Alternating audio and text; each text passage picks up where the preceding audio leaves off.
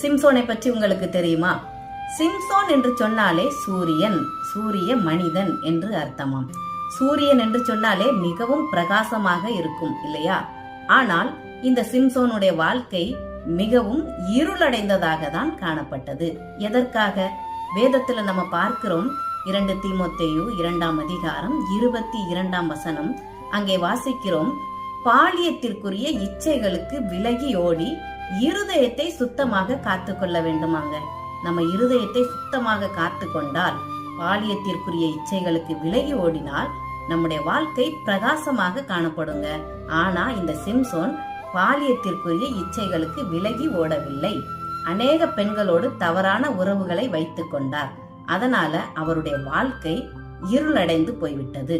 நம்ம என்ன பண்ணணும்? பாலியத்திற்குரிய இச்சைகளுக்கு விலகி ஓடணும். சரியா? கர்த்தர் உங்களை ஆசீர்வதிப்பார். Praise the Lord.